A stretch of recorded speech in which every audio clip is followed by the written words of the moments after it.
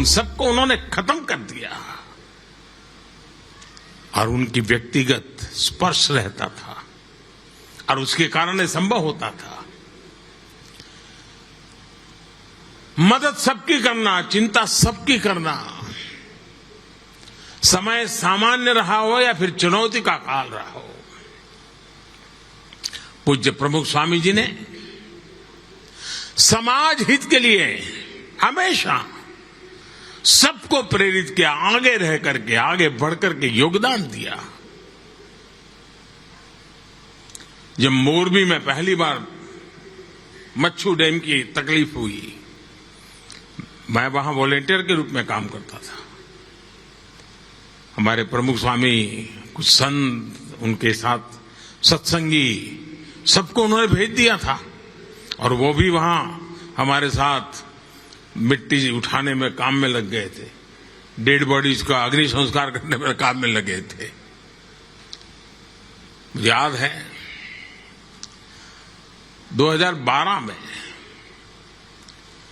मुख्यमंत्री पद की शपथ लेने के बाद मैं उनके पास गया। आमतौर पर मैं मेरे जीवन के जो भी कई महत्वपूर्ण पड़ाव आए होंगे,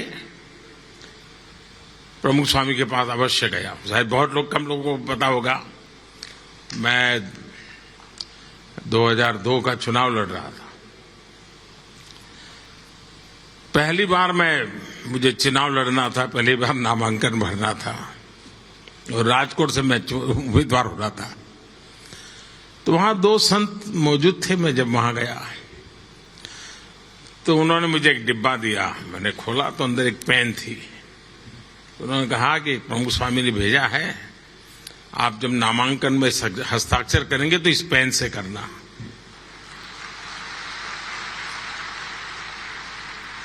अब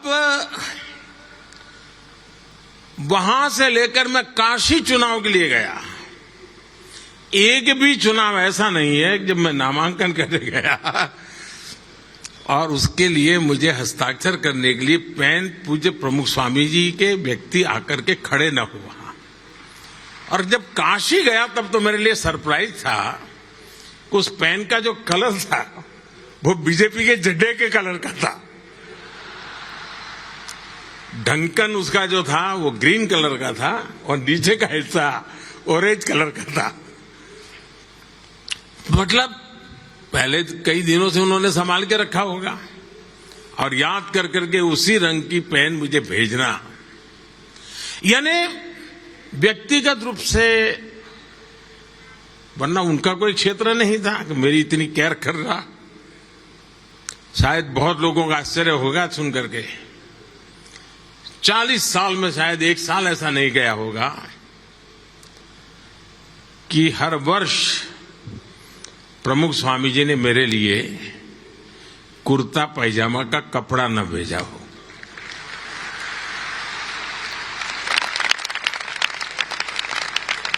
और ये मेरा सौभाग्य है।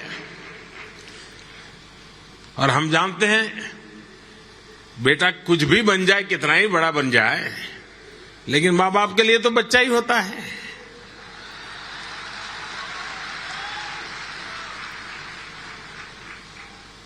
देश ने मुझे प्रधानमंत्री बना दिया, लेकिन जो परंपरा प्रमुख स्वामी चलाते थे, पूज्य भरत स्वामी ने भी अब तक वो कपड़ा भेजना चालू है।